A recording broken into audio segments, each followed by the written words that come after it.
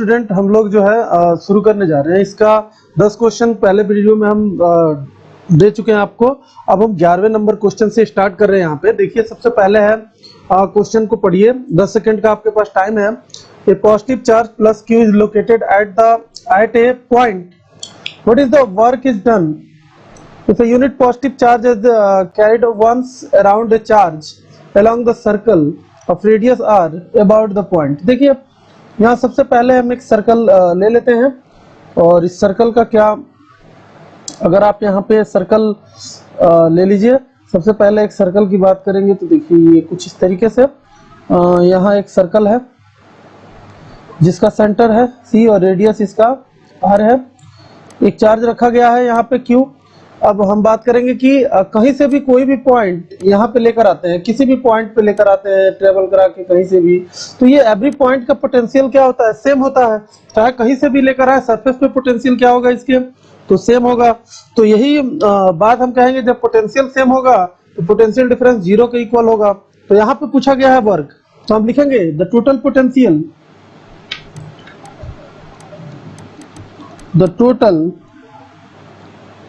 potential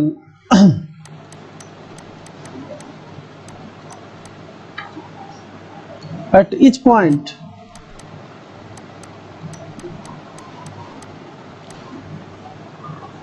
on the circular path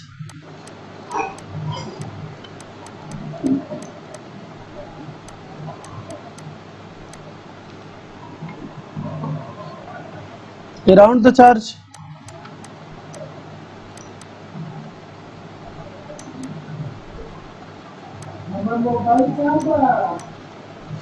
circular path around the charge. क्या लिख सकते हैं यहाँ पे, सेम लिख सकते हैं,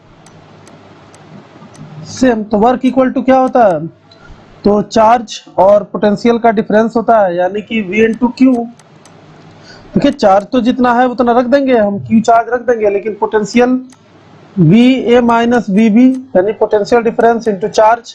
और यहाँ जो डिफरेंस आएगा, अगर 2 पॉइंट की बात कर ले, इस पे A और B मार्क कर ले, तो किसी भी पॉइंट पे ये जो डिफरेंस होगा वो सेम होगा, और सेम नहीं, डिफरेंस जो होगा वो 0 होगा, इसीलिए वैल्यू पोटेंशियल का सेम होगा।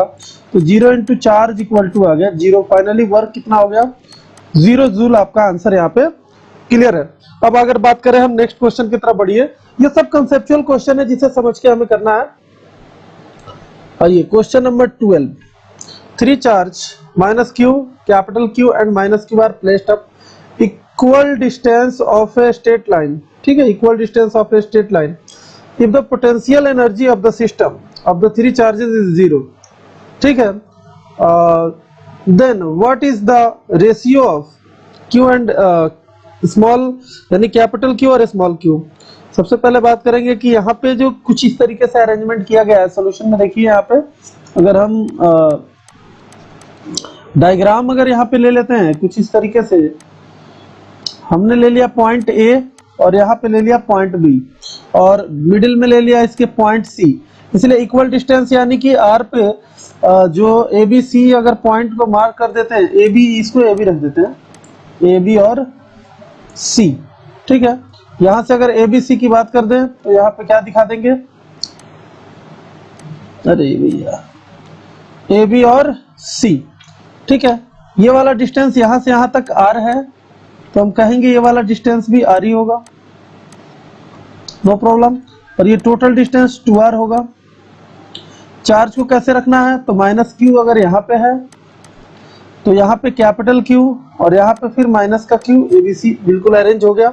अब हमें क्या करना है, सिस्टम का पोटेंशियल लिखना है और उसे 0 के इक्वल कर देना है, जैसे कि क्वेश्चन में कहा गया है। तो आप क्या कीजिएगा, देन पोटेंशियल एनर्जी कैसे निकाला जाता है पूरे सिस्टम का, तो इनके बीच का, फिर इसके बीच का, फिर इन दोनों के आपस का। तो हम लिखेंगे, सबसे पहले हम बात करेंगे AB, तो 1/4 pi epsilon not Q1 Q2 का जो Q1 Q2 अपन R होता है, तो हम कहेंगे यहाँ पे चार्ज माइनस Q है, यहाँ पे Q है, डिवाइडेड बाई दोनों के बीच का डिस्टेंस R है, लिख दें, प्लस। अब हम बात करेंगे A से C का डिस्टेंस का, एक इसके वजह से निकाल लें, तो माइनस Q अपॉन कितना रख दें, तो यहाँ पे 2R रख देते हैं, फिर प्लस अब हम बात करेंगे Q और C का, यानी B और C के बीच का अगर निकालें हम, तो कैपिटल Q माइनस का Q डिवाइडेड बाई R, और ये सबका वैल्यू 0 के इक्वल होना है। अब देखिए यहाँ पे ये जो टोटल वैल्यू है ये 0 के इक्वल चला जाए तो क्या यहाँ पे बचेगा, यहाँ से हम क्या ले सकते हैं कॉमन, एक और माइनस का Q, हाँ, अपॉन R कॉमन ले सकते हैं हम इजिली। तो यहाँ बचेगा कैपिटल Q, ठीक है, यहाँ एक माइनस का Q हम ले चुके हैं तो माइनस का Q बचेगा बाई 2, और यहाँ से माइनस Q ले लीजिएगा तो कैपिटल का Q इक्वल टू 0। सॉल्व कितना होकर आएगा ये, तो यहाँ से देखिए Q अपन R को भी हम 0 के इक्वल कर देते हैं, तो यहाँ से 2Q minus Q by 2 equal to 0, यानी 2Q equal to Q by 2, और इस तरीके से Q इक्वल टू क्या आ गया, Q अपन 4 के इक्वल वैल्यू आ गया, यानी कि पॉजिटिव में। तो उम्मीद करते हैं ये आपको समझ में आ गया होगा। अगर बात Q अपन Q रेशियो का पूछा जाए तो 1/4, यानी कि क्या आ गया 1:4 रेशियो आपका यहाँ पे आंसर भी हो गया। ठीक है, इस तरीके से हम जैसा कहता है क्वेश्चन उस तरीके से कर दें तो हमारा आंसर जरूर 100% यहाँ पे मिल जाता है। अब बात करेंगे हम नेक्स्ट क्वेश्चन 13 की तरफ बढ़ रहे हैं। क्वेश्चन नंबर 13, यहाँ पे calculate the work done to dissociate the system of the charge 3 charges Q दिया हुआ है placed on the vertices of a triangle as shown in the figure, और यहाँ पे साइड सबका सेम हमें दिखाई दे रहा है, और ABC 3 पॉइंट, यहाँ पे चार्ज जो A पॉइंट पे चार्ज है वो Q है, और B पॉइंट पे माइनस Q, और C पॉइंट पे प्लस का 2Q चार्ज है। हमें सबसे पहले इस जो क्वेश्चन पूछा गया है place the calculate the work, work का मतलब क्या है, यहाँ पे वर्क क्या देता है हमें, तो पोटेंशियल एनर्जी देता है, और सिस्टम का हमें पोटेंशियल एनर्जी पहले से आता है ये निकालने, तो क्यों ना हम पोटेंशियल एनर्जी ही सॉल्व कर ले। वर्क पूछा गया है तो वर्क भी तो पोटेंशियल एनर्जी के इक्वल होता है ना, तो पोटेंशियल एनर्जी निकाल लेंगे। तो पोटेंशियल एनर्जी कितना होगा, देखिए इस सिस्टम का हम पोटेंशियल एनर्जी निकालने जा रहे हैं, थोड़ा सा इसको डार्क कर लेते हैं इस पॉइंट को, ये B पॉइंट और ये C पॉइंट। अब कैसे करेंगे, ये 10 सेंटीमीटर 10 सेंटीमीटर 10 सेंटीमीटर मीटर में कन्वर्ट करेंगे तो ये आ जाएगा आपको कहेंगे R इक्वल टू 10 सेंटीमीटर, तो कितना हो जाएगा 0.1 मीटर। ठीक है, बाकी हम पोटेंशियल एनर्जी यानी वर्क निकालने जा रहे हैं, पोटेंशियल एनर्जी सिस्टम का क्या होगा, तो हम कहेंगे कि यहाँ पे Q1 Q2 और Q3। ठीक है, लिखते हैं हम, यहाँ से वैल्यू लिख देंगे अगर लिखना चाहे तो, K Q1 Q2 upon 10 centimetre plus K Q2 Q3 upon 10 centimetre. अरे भाई 0 पॉइंट ऐसे लिख देते हैं, plus K Q3 Q1 upon 0.1 metre. यही हमारा पूरे सिस्टम। अब यहाँ से डिपेंड करता है कि हम क्या क्या वैल्यू बाहर निकाल सकते हैं, तो यहाँ से हमारा K बाहर आ जाएगा, और 0.1 को हम ऊपर ले जाएंगे तो 1/10, जो कि 10 यहाँ प्रोडक्ट हो जाएगा। अब यहाँ पे जो चार्ज बचेगा Q1 Q2 plus Q2 Q3 Q3 Q1, हमें पता है कि इसमें चार्ज का वैल्यू जरूर लेना है, यहाँ पे 10 आएगा, तो K 9 × 10 टू द पावर 9 × 10। साथ में Q1 का वैल्यू बताइए कितना है, तो Q1 हम A से शुरू किए हैं तो Q है, और यहाँ पे आ जाएगा माइनस का 4Q, 2Q का जो वैल्यू है, प्लस माइनस का 4Q प्लस 2 का Q। Q3 कितना है, तो Q3 आपका होगा 2Q × Q टोटल वैल्यू। तो यहाँ देखिए अगर हम इसको यहाँ पे लिखते हैं कि 9 × 10 टू द पावर 9, अब 10 हो जाएगा, और यहाँ पे जो वैल्यू आएगा वो कितना आ जाएगा, देखिए तो यहाँ पे माइनस का 4Q square, 4Q square plus नहीं, फिर माइनस आ जाएगा, माइनस का 8Q स्क्वायर और प्लस का 2Q स्क्वायर। इसका मीनिंग क्या है, यहाँ पे टोटल वैल्यू जो हमें मिलता है 9 × 10 टू द पावर 10, और यहाँ देखिए माइनस और माइनस ये दोनों सम हो जाएगा, 8 और 4 जो हो जाएगा, जो वैल्यू जो है वो किसके इक्वल हो जाएगा, तो 12 और 12 में से 2 प्लस करें तो माइनस का 10q²। अब ये टोटल वैल्यू माइनस का आ गया और यहाँ हो जाएगा 9 इंटू 10⁻11 q²। अब q² का भी वैल्यू हम जानते हैं कि q यहाँ पे इलेक्ट्रॉन के इक्वल लिया गया है 1.6 इंटू 10⁻19 कूलम का स्क्वायर कर देंगे। अब यहाँ से जो सॉल्व कीजिएगा तो सॉल्व करने के बाद जो वैल्यू आएगा वो हम लिख देते हैं डायरेक्ट आपको। तो वो आ जाएगा यहाँ पे माइनस का 2.304 इंटू 10⁻⁻8 जूल 2.304। उम्मीद करते हैं ये आपको क्वेश्चन समझ में आ गया होगा, कैलकुलेशन आप कर लीजिएगा।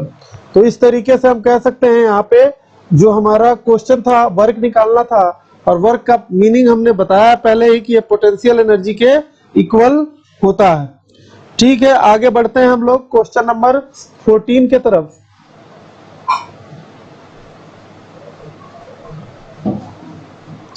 The parallel plate capacitor has two plates of side 0.05 meter and 0.04 meter of air.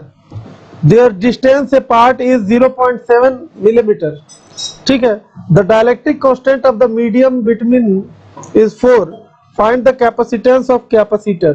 देखिए कैपेसिटेंस ऑफ कैपेसिटर हमने जो बताया था कि किस तरीके से ये डिपेंड करता है, वहां पे अगर कैपेसिटेंस क्या क्या वैल्यू डिपेंड करता है इस पे नहीं, तो कैपेसिटेंस का पहले फॉर्मूला लिख लेते हैं सॉल्यूशन के तौर पे। यहाँ पे सॉल्यूशन में हम कहेंगे कैपेसिटेंस इक्वल टू क्या होता है एप्सिलॉन नॉट के यानी डाइलेक्ट्रिक और ए अपॉन डी, ये डिस्टेंस बिटवीन टू प्लेट्स। अब यहाँ पे क्या पता है हमें वो चीज लिख लेते हैं। के का वैल्यू हमें पता है कि 4 के इक्वल है, साथ में एरिया हमें पता है, एरिया प्लेट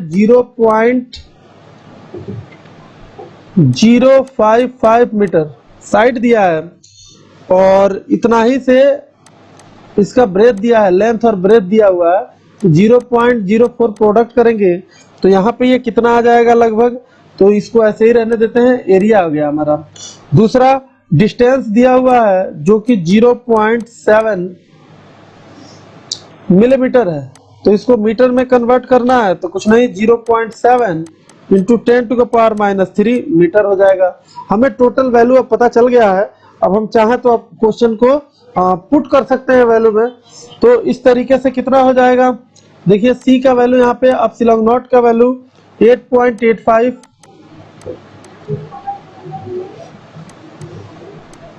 इंटू 10⁻⁻12 इंटू 4 के का वैल्यू और एरिया यहां से लिख देंगे 0.055 इंटू 0.04, ये हो गया एरिया डिवाइडेड बाय डिस्टेंस कितना लिख देंगे, तो ये लिख देंगे 0.7 इंटू 10⁻⁻3। अब यहां से सॉल्व कीजिएगा, सॉल्व करना इतना तो मुश्किल है नहीं, तो उम्मीद करते हैं आप सॉल्व कर लीजिएगा। मैं आंसर यहां से पुट कर देता हूं जो कि मैंने कैलकुलेट करके रख रखा है और वो वैल्यू यहाँ पे आ जाएगा आपका 1.1 इंटू 10⁻⁻10 पर, लगभग इसके इक्वल इसका आंसर यहाँ से हो जाएगा। अब हम आगे बढ़ते हैं क्वेश्चन नंबर 14 के तरफ। 14 तो हो ही गया, 15 की तरफ बढ़ते हैं।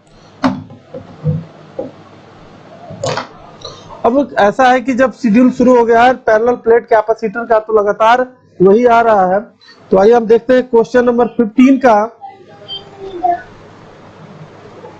ठीक है, तो यहाँ पे हम बात करेंगे parallel plate capacitor has plates of area दिया हुआ है, ठीक है, and separation between the plates 1 millimetre दिया हुआ है। What is the potential difference will be develop if the charge of 1 nanocoulomb दिया हुआ है is given to capacitor, the plate separate now increase 2 millimeter, what will be the new potential difference? देखिए यहाँ पे new potential difference कितना है इसे सबसे पहले निकालना है। ये भी क्वेश्चन जो है फॉर्मूला बेस्ड है और इसमें कोई कंफ्यूजन नहीं होना चाहिए आपको फॉर्मूला बेस्ड क्वेश्चनों में। देखिए यहाँ पर भी जैसे क्वेश्चन है, सबसे पहले कैपेसिटेंस निकालेंगे और कैपेसिटेंस से हम सीधा पहुंच जाएंगे कहाँ पे, तो पोटेंशियल पे। कैसे निकालें, यहाँ पे जो गिवन है उस वैल्यू को पहले लिखते हैं। यहाँ पे सबसे पहले हम एरिया की बात करेंगे, तो एरिया गिवन है, सॉल्यूशन में देखते हैं। सॉल्यूशन में क्या है, एरिया ए इक्वल टू कितना दिया हुआ है, तो 0.02 मीटर स्क्वायर, यहाँ पे पॉइंट है। दूसरा, अगर हम बात करें डिस्टेंस का, तो d इक्वल टू दिया है 1 मिलीमीटर, यानी 1 इंटू 10⁻³ मीटर, यहाँ तक गिवन है। अगर कैपेसिटेंस का फॉर्मूला हमें पता है विदाउट डाइलेक्ट्रिक, तो epsilon not A upon d। अगर यहाँ से वैल्यू हम पुट करके कैपेसिटेंस निकाल लें, तो हम पोटेंशियल इक्वल टू क्या लिख सकते हैं कि पोटेंशियल इक्वल टू क्या होता है, Q अपॉन C। तो C, तो यहाँ से हमें क्या निकालना है, Q अपॉन V। तो यहाँ से अगर V निकालना है हमें, तो Q अपॉन C आएगा। तो C का वैल्यू हमें पता है कितना लिखना है, तो C का वैल्यू हम चाहे तो यहाँ से लिख सकते हैं, और वो कितना हो जाएगा, Q का वैल्यू, Q तो Q है, सॉरी C आएगा यहाँ पे, तो Q और C का value epsilon not A upon D। तो ये सॉल्व होकर क्या हो जाएगा, QD upon epsilon not A। अब आप क्या कीजिए, चार्ज का जो वैल्यू है वो पुट कर दीजिए, 1 nA कूलम को आप जानते ही हैं कितना वैल्यू पुट करना है यहाँ पे चार्ज की जगह पे। तो हम क्या करेंगे, यहाँ पे टोटल कैलकुलेट करेंगे पोटेंशियल में। तो सबसे पहले Q का वैल्यू लिखेंगे 1 इंटू 10⁻⁹। अब ये कूलम में कन्वर्ट हो गया। फिर चार्ज के बाद हमें कौन सा वैल्यू पुट करना है, तो चार्ज के बाद हम यहाँ पे डिस्टेंस यानी कि 1 इंटू 10⁻³ और divided by epsilon not 8.854 into 10⁻12 और एरिया ऑलरेडी दिया हुआ है 0.02 और SI यूनिट में है। अब इसी को सॉल्व कर देंगे तो यहाँ पे पोटेंशियल आपको मिल जाएगा।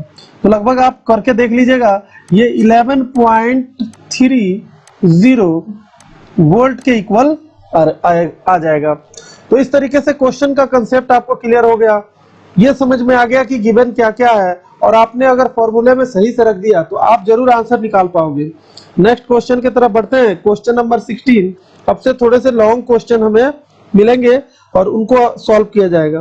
तो ठीक है, क्वेश्चन नंबर शुरू कर रहा है, क्वेश्चन नंबर 15 तो हो गया 16।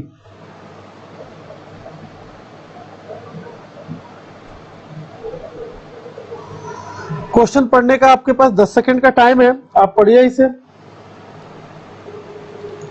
How is the electric field due to a charge parallel plate capacitor affected when a dielectric slab is inserted between the plates fully occupying the intervening region. और दूसरा क्या गिवन है, दूसरा क्वेश्चन में क्या निकालना है यहाँ पे, a slab of material of dielectric constant K has the same area as the plate of parallel plate capacitor but thickness 1 upon D 1/2D when D is the separation between the plates. Find the expression for the capacitance when the slab is inserted between the plates. सबसे पहले देखिए, ये long क्वेश्चनों में से आता है, लेकिन हम इसको करते हैं सबसे पहले जैसे गिवन है उस तरीके से। हमें तो मेनली है कि फॉर्मूला यूज करना है और फाइनल आंसर की तरफ पहुंचना है। क्या क्या डिफरेंस आएगा उस पर हम बात करेंगे। तो सबसे पहले जो जो चीज गिवन है उसको हम लिख देते हैं। तो आइए यहाँ पे शुरू करते हैं सॉल्यूशन में। यहाँ कहेंगे the total charge of capacitor remains conserve रहेगा। The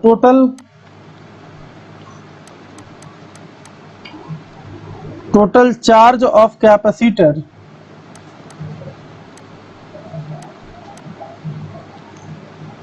charge of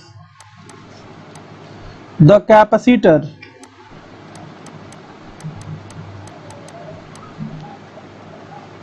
remains conserved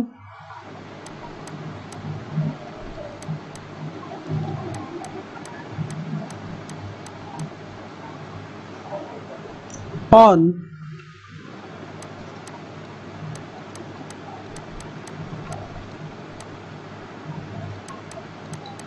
introduction of dielectric slab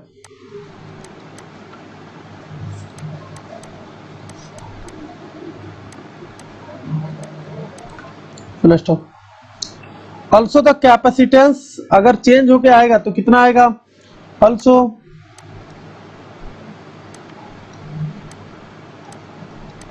the capacitance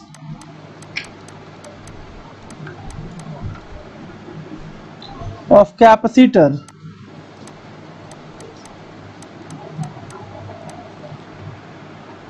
increases to k times of the original value,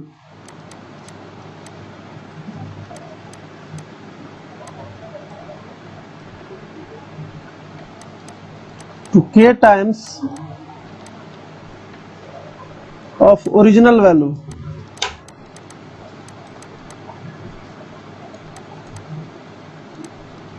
original value. तो हम कैसे लिख देंगे, Q चार्ज तो सेम है तो Q equal to C भी होता है, तो यहाँ पे initial charge equal to Q final, तो charge Q equal to C भी होता है, तो इनिशियल तो C कैपेसिटेंस, पोटेंशियल V, और कैपेसिटेंस भी हमने ले लिया अलग और पोटेंशियल भी ले लिया। तो ये सबसे पहला काम हो गया। अब यहाँ पे डाइलेक्ट्रिक जब लाया गया है कि उसके वजह से क्या होगा, तो हमारे पोटेंशियल पे क्या फर्क पड़ेगा। अगर डाइलेक्ट्रिक लाते हैं, अगर इस वाले स्लैब में अगर डाइलेक्ट्रिक लाते हैं तो यहाँ से डाइलेक्ट्रिक के वजह से ये जो कैपेसिटेंस C1 होगा वो CV इक्वल टू C1 के जगह पे C और K से प्रोडक्ट हो जाएगा, इसीलिए K का फर्क आता है और पोटेंशियल जैसा है वैसा रहेगा। तो यहाँ से नेट अगर बात करें कि यहाँ पे पोटेंशियल कितना आ गया, C से C कट गया, तो यहाँ पे जो न्यू पोटेंशियल आया वो कितना आया, तो वो आ गया V अपॉन K, यानी कि K टाइम्स यहाँ पे डिक्रीज करते हुए पोटेंशियल हमें दिखाई दे रहा है। फिर अगर कहें कि न्यू इलेक्ट्रिक फील्ड क्या लिखेंगे, यहाँ देखते जाइएगा, new electric field,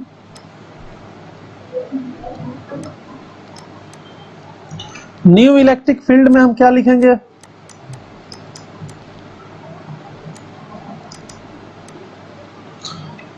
electric field यहाँ पे V1 अपॉन डी, यानी कि जो डिस्टेंस रखा गया है, और डिस्टेंस यहाँ से हम निकाल चुके हैं V अपॉन के, और डिस्टेंस जो है सो है लिख दिया हमने। तो यहाँ पे वास्तव में V upon D into 1 upon के, यहाँ से हमारा वैल्यू आ गया, ये आ गया नया इलेक्ट्रिक फील्ड। और इलेक्ट्रिक फील्ड हमारा क्या होता है, तो V अपॉन डी को हम क्या लिखते हैं, E के इक्वल रखते हैं, इलेक्ट्रिक फील्ड यानी कि ओल्ड वाला के से डिवाइड कर दे तो हमें ये भी वैल्यू यहाँ से मिल जाता है। तो यही हमें निकालना था। तो अगर इन दोनों में अगर बात करें, कंपेयर करें, तो क्या लिख देंगे, on introduction of dielectric medium,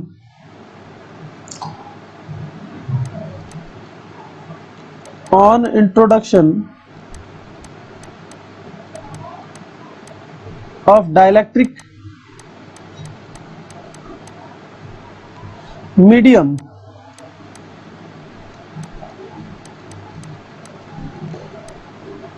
new electric field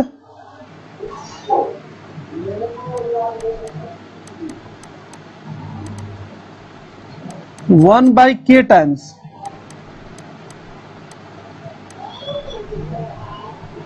ठीक है ना, ओरिजिनल वैल्यू।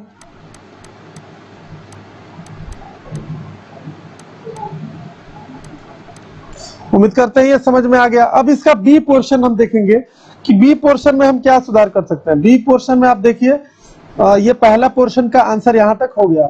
अब हम कहेंगे बी पोर्शन में क्या फर्क आ रहा है, यही पूछा गया है। आप क्वेश्चन को एक बार और पढ़ सकते हैं।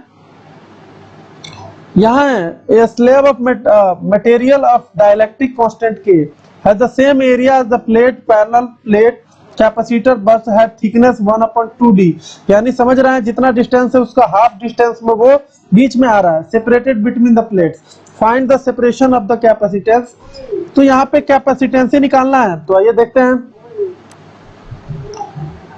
जो वैल्यू गिवन है उसी के अकॉर्डिंग हम बात करेंगे। यहाँ पे कैपेसिटेंस का फॉर्मूला आपको पता है, अगर टी थिकनेस वाला हमने आपको बताया था, epsilon not A divided by D minus T plus T upon के। उम्मीद होगा आप इस फॉर्मूले को याद जरूर रखे होंगे। यहाँ पे टी का जो वैल्यू है, थिकनेस जो है वो d/2 है, तो हम कह रहे हैं कि d/2 हम रख देते हैं, देखते हैं क्या होता है। तो c equal to epsilon not A, यहाँ आएगा d माइनस d/2 प्लस यहाँ करेंगे d/2 तो 2k हो जाएगा, और इस तरीके से यहाँ पे जो वैल्यू आ गया एप्सिलॉन नॉट ए, और डी बाई टू अगर माइनस कर दें यहाँ पे, यहाँ बचेगा D by two plus D by two के। ठीक है, यहां से जो वैल्यू कॉमन हो रहा है उसे कॉमन रख देंगे और इसे सॉल्व करके कैपेसिटेंस पहले निकाल लेते हैं, उसके बाद हम बात करेंगे। तो यहां से क्या हो जाएगा एप्सिलॉन नॉट ए, और यहाँ बाहर आ जाएगा डी बाई टू, तो यहाँ वैल्यू हो जाएगा 1 प्लस 1 बाई के। तो यहाँ हो जाएगा epsilon not A D by two, और यहाँ हो जाएगा के प्लस 1 अपॉन के। और इस तरीके से जो वैल्यू हमारा आंसर आया कैपेसिटेंस सी इक्वल टू, वो यहाँ पे आ गया कि 2 एप्सिलॉन नॉट ए और के ऊपर चला जाएगा डिवाइडेड बाई डी इंटू के प्लस 1। दिस इज रिक्वायर्ड हमारा आंसर, यानी कि न्यू कैपेसिटेंस यहाँ पे डाइलेक्ट्रिक के आने की वजह से मिला हमें। तो उम्मीद करते हैं ये क्वेश्चन आपको समझ में आ गया होगा। अब कैपेसिटर से रिलेटेड सारे क्वेश्चनों में कुछ इस तरीके से ही चेंजिंग आएंगे, आपको दिखाई भी देगा। तो आइए हम करते हैं नेक्स्ट क्वेश्चन की तरफ बढ़ते हैं। उम्मीद करते हैं ये क्वेश्चन आपको समझ में आ गया होगा। तो आइए क्वेश्चन नंबर 17 की तरफ बढ़ते हैं। इस वाले वीडियो में, यानी 2 वीडियो कोशिश कर रहे हैं हम इसका बनाएं, इसमें टोटल 22 क्वेश्चन रखा गया है, जो कि वेरी इंपॉर्टेंट है। पिछले पूछे हुए क्वेश्चनों पे ही आधारित ये रखा गया है। तो आइए देखते हैं। यहाँ पर भी कुछ क्वेश्चन पहले जैसा मिलता जुलता ही आपको मिलेगा, इसीलिए ज्यादा डिफरेंस करके नहीं रखा गया है, इसीलिए आपको बार बार आपको असाइनमेंट पहले दिया गया था। आइए देखते हैं। Parallel plate capacitor each with plate area A, ठीक है, and separation D is change to the potential difference V, ठीक है। The battery used to charge if the disconnect a dielectric slab to thickness D and dielectric constant K is now placed between the plates when the what charge is and will take plate is। पहला तो electric field intensity between the 2 plates और capacitance of capacitor पूछा गया। Justify your answer. यहाँ पे फिर हम वैसे ही बात करेंगे, यहाँ पर भी चार्ज कंजर्व होगा तो चार्ज के बेस पे पोटेंशियल निकालेंगे, फिर उसका इलेक्ट्रिक फील्ड निकाल देंगे, इलेक्ट्रिक फील्ड के बाद फिर कैपेसिटेंस निकालेंगे। तो आइए देखते हैं। सबसे पहले चार्ज कंजर्व है तो सॉल्यूशन में हम क्या लिखेंगे, यहाँ पे सॉल्यूशन जो हमारा होगा क्या होगा, कहेंगे चार्ज इज कंजर्व, जैसे ऊपर आंसर दिए थे, चार्ज इज कंजर्व। तो यानी कि पहला अगर हम कहें कि नया वाला कैपेसिटेंस हमने C1 और पोटेंशियल डिफरेंस V1 ले लिया, और पुराना वाला C और पोटेंशियल डिफरेंस V। अब यहाँ पे डाइलेक्ट्रिक आने से, यानी कि अगर नया वाला पोटेंशियल निकालना चाहेंगे तो CV अपॉन क्या, यानी कि न्यू वाला कैपेसिटेंस। तो यहाँ पे क्या क्या हम चेंज कर सकते हैं, हम कहेंगे कि यहाँ पे जो ये C है इसके जगह पे क्या आ जाएगा, CV अपॉन CK, यानी K टाइम्स बढ़ जाता है, इंक्रीज कर जाता है। तो यहाँ से C काटने के बाद जो नया पोटेंशियल मिला हमें V अपॉन K, इससे पता चलता है कि पोटेंशियल जो है K टाइम्स इसका चेंज होता है। अब क्या हुआ कि पूरे डाइलेक्ट्रिक में डी डाइलेक्ट्रिक, यानी कि पूरे डी जितना भी प्लेट का एरिया बचा था, जो डी डिस्टेंस इसमें खाली था, इसको पूरा ही फील्ड कर दिया गया डाइलेक्ट्रिक से, जिसका कांस्टेंट K है।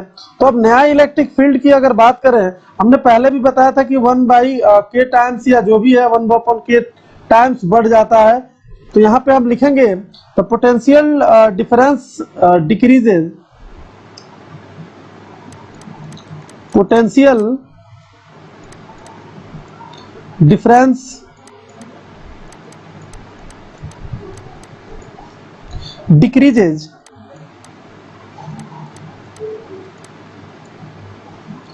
एंड बिकॉम्स, कितना हो गया है 1 अपॉन K टाइम, सॉरी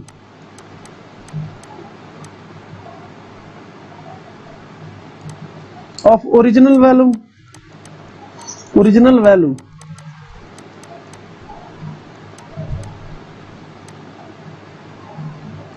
ठीक है।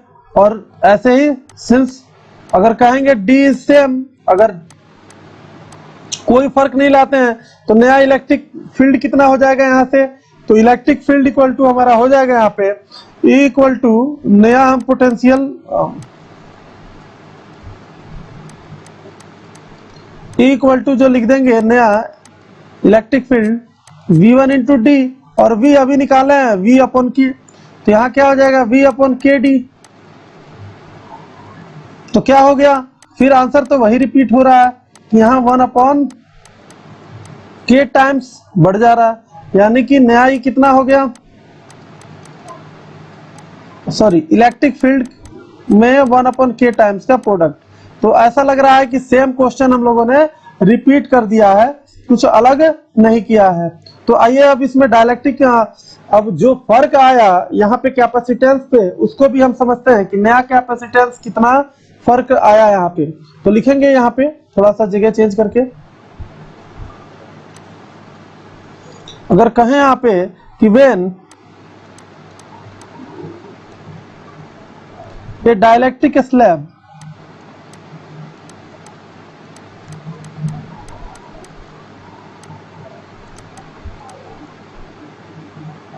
अब dielectric slab of dielectric constant कितना है K, ठीक है, बिटवीन देम अगर इंटू लगा दिया गया है कैपेसिटेंस, तो न्यू कैपेसिटेंस कितना हो जाएगा A ऐसे epsilon not A upon D, और K डायलेक्ट्रिक जब आपने लगा दिया तो नया वाला कितना हो जाएगा epsilon not K A upon D, D को सेम ही रखा गया है। तो क्या फर्क आया पहले और नए वाले में, तो नया वाला कुछ नहीं, पुराने वाले के K टाइम्स है,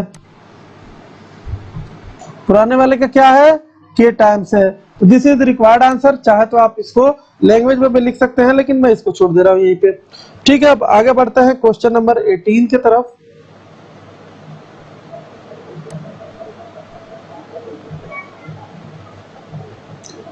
इसमें सारे क्वेश्चन एक जैसे मिलेंगे, इसीलिए दिक्कत क्या है कि ये जो चैप्टर जब भी जिस पॉइंट पे शुरू होता है हम उसी से रिलेटेड क्वेश्चन ही रख रहे हैं कि एक जैसे क्वेश्चन बार बार करते करते शायद समझ में आपको आ जाए। चलिए शुरू करते हैं क्वेश्चन नंबर 18। आपके पास इसको पढ़ने के लिए 10 सेकेंड है, आप पढ़िए इसको।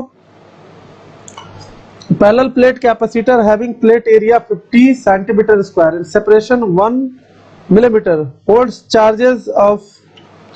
होल्ड्स ऑफ चार्ज, जितना चार्ज रुका हुआ है 0.8 micro coulomb when connected to a 120 volt battery, find the dielectric constant of the material filling the gap।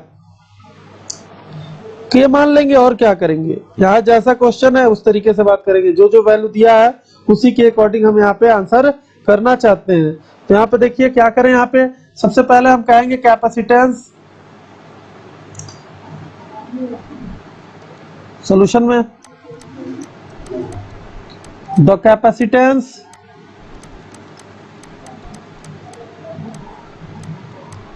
Of capacitor कितना हो जाएगा कैपेसिटेंस, C इक्वल टू क्या होता है यहाँ पे Q अपॉन V।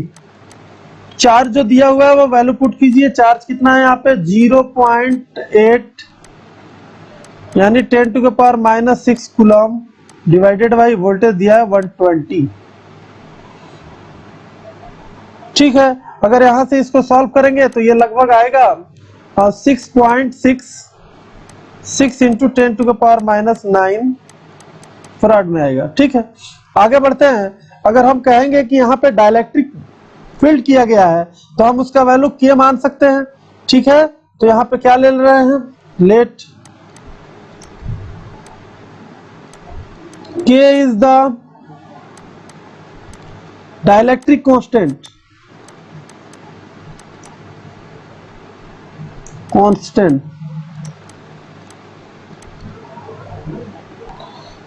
तो कैपेसिटेंस क्या हो जाएगा, C equal to epsilon not K A upon D। उम्मीद करते हैं समझ में तो आ ही रहा होगा। यहाँ पे जो वैल्यू अगर हम K की बात करें, हमें K निकालने के लिए बोला गया है क्वेश्चन में, तो K इक्वल टू हम क्या लिख सकते हैं यहाँ पे, K इक्वल टू C और D का प्रोडक्ट एप्सिलॉन नॉट A। उम्मीद करते हैं सारा का सारा वैल्यू यहाँ पे गिवन है और इसको हम कन्वर्ट करके लिख भी देते हैं यहाँ पे। तो अगर बात करें आइए यहाँ पे इसी को सॉल्व कर लेना है और इतना मुश्किल नहीं है। मेनली है कि आपको थ्योरी अगर आता है तो न्यूमेरिकल में ज्यादा दिक्कत नहीं होता है। यहाँ पे देखिए, यहाँ पे हमें गिवन है ए जो है एरिया वो 50 सेंटीमीटर स्क्वायर है। मीटर में कन्वर्ट करने के लिए 10 टू के पावर -4 से इसको प्रोडक्ट कर देते हैं। 50 इंटू 10 टू के पावर -4 अब मीटर स्क्वायर में कन्वर्ट हो गया है। अगर डी डिस्टेंस दिया है 1 मिलीमीटर तो मीटर में कन्वर्ट करने के लिए कुछ नहीं, 10 टू के पावर -3 मीटर हो गया। एप्सिलॉन नॉट का वैल्यू हमें पता है कितना होता है, 8.85 इंटू 10 टू के पावर -12। अब हम क्या करेंगे, वैल्यू को पुट कर देंगे और के निकालेंगे।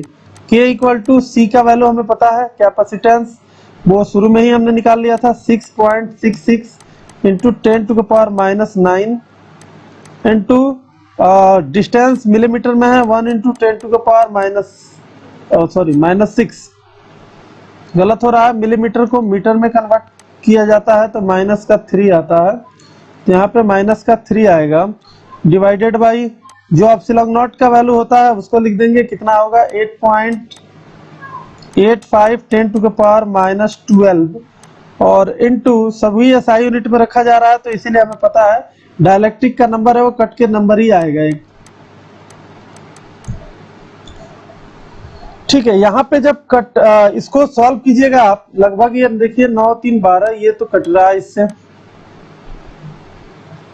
ठीक है, यहाँ पे पावर 4 है, एक पावर यहाँ पे कम हो जाएगा। ओवरऑल यहाँ पे जो वैल्यू बच रहा है इसको काटने से हमें जो वैल्यू आता है 150.5 हमने कैलकुलेट कर रखा है, यही आंसर आ जाएगा हमारा। उम्मीद करते हैं आप ये क्वेश्चन समझ गए होंगे। क्वेश्चन नंबर ये 18 था। अब हम बढ़ रहे हैं क्वेश्चन नंबर 19 की तरफ। क्वेश्चन नंबर 19 आइए देखते हैं।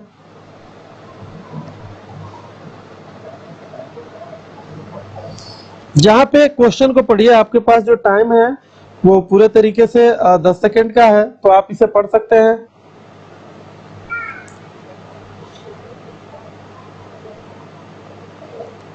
क्वेश्चन यह बोला गया है, capacitor of 200 parafarad is the charge of 300 volt battery.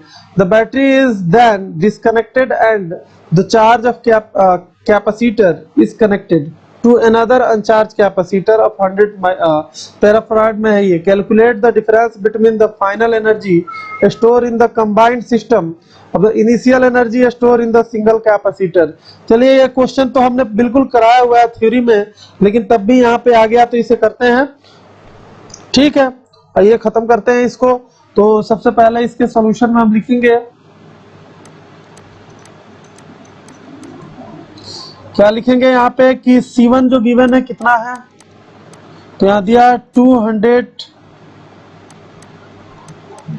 इसको किससे मल्टीप्लाई करना है तो 10 टू के पावर -12 से। अब ये फ्राड में कन्वर्ट कर गया। दूसरा पोटेंशियल जो दिया है 300 वोल्ट दिया है, नो प्रॉब्लम। ठीक है, अब देखिएगा इनिशियल एनर्जी जो एक एक का अगर बात करें, पहले अगर इनिशियल एनर्जी की बात करें तो क्या होगा, हाफ C1 V1 का स्क्वायर कर देते हैं, तो यहाँ पे कितना आ जाएगा वैल्यू, हाफ C1 के जगह पे कितना आएगा 2000 इंटू 100 10 टू द पावर -12 और V का वैल्यू 300 का स्क्वायर। तो ये सॉल्व होकर जो आएगा हम लिख देते हैं 9 into 10 to the power -6 joule आ जाएगा एनर्जी। फिर हम बात करेंगे कॉमन पोटेंशियल कितना हो जाएगा यहाँ पे, तो हमने पोटेंशियल निकालने का एक फॉर्मूला दिया था। दूसरे में V2 equal to C1 V1 divided by C1 plus C2, यानी कि charge of total charge by क्या कहते हैं, total charge by total capacitance. तो यहाँ पे कितना आ जाएगा, तो ये जो वैल्यू पुट करने के बाद हमें पता चलेगा कि C2 यहाँ से कितना निकल के आएगा। और ये वैल्यू जो है किसके इक्वल है, तो 200 वोल्ट के इक्वल है, ऐसा गिवन है।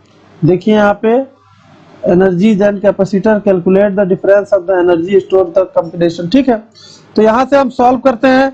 C1 C2 का हमें पता है वैल्यू कितना होगा, तो यहाँ C2 का तो हमें कुछ पता नहीं, तो कैसे करें इसको सॉल्व, तो यहाँ कहेंगे कि बाकी तो V2 दिया था ना, तो C2 इक्वल टू कितना हो जाएगा यहाँ पे जो कि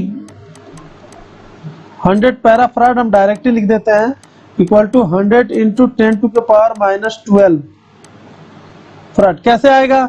देखिए यहाँ पे जो C1 है वो पहले से गिवन है, V1 है वो पहले से गिवन है, C1 हमें पता है 200 फराड और यहाँ से C2 हमें नहीं पता, तो इसे सॉल्व तो करना पड़ेगा। यहाँ मैं शॉर्ट में कर देता हूँ, ऐसे इसकी जरूरत नहीं पड़ती। यहाँ से हमारा C2 निकल गया तो आंसर भी हम फाइनल कर सकते थे यहाँ से, लेकिन चलिए हम यहाँ से सॉल्व करके आपको दिखा देते हैं। ये सॉल्व किया हुआ है हमारा, इसलिए हम लिख पा रहे हैं इसे। ठीक है, कोई दिक्कत नहीं। आइए C1 का वैल्यू कितना है, तो 200 पैराफराड into V1 300 divided by C1 कितना है, फिर वही 200 प्लस C2 कितना है नहीं पता, इक्वल टू 200। इस तरीके से आप सॉल्व कर सकते हैं, मैं इस पे ज्यादा टाइम नहीं खराब करना चाहता। आगे देखिए, अब फाइनल एनर्जी कितना हो जाएगा। अगर एनर्जी फाइनल की बात करें यहाँ पे,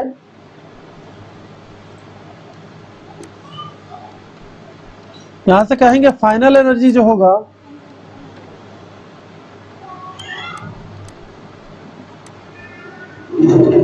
of the combination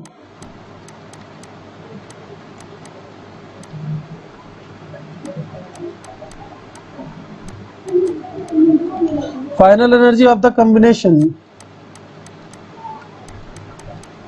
half C1 plus C2 और V2 का स्क्वायर। तो हाफ C1 की जगह पे पता ही हमें कितना रखना है और C2 की जगह पे ही पता है, तो 100 और 200 कितना हो जाएगा, तो आ जाएगा 300 और 10⁻⁻12 कर दे रहे हैं, और V का वैल्यू पता है हमें कितना रखना है, वो हो जाएगा 200 का स्क्वायर। ये सॉल्व करने पे जो वैल्यू हमारा कट के आ रहा है वो आ रहा है 6 इंटू 10⁻⁻6 जूल। अगर डिफरेंस चाहिए एनर्जी का तो डेल्टा ई इक्वल टू कितना हो जाएगा, सारा शॉर्ट में ही लिया जा रहा है, 9 इंटू 10⁻⁻6 और -6 इंटू 10⁻⁻6। उम्मीद करते हैं यहाँ पे आ गया 3 into 10⁻⁻6। This is required energy joule. यही डिफरेंस हो गया। आगे के जो दो क्वेश्चन जो कि हमने 20 और 21 जो रखा है, ये टोटली थ्योरिकल क्वेश्चन है और डायरेक्ट कॉपी से है।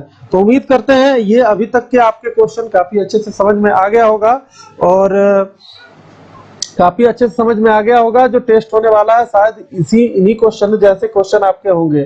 तो ठीक है, अगर आपको ये वीडियो अच्छा लगा तो इसे लाइक और सब्सक्राइब करना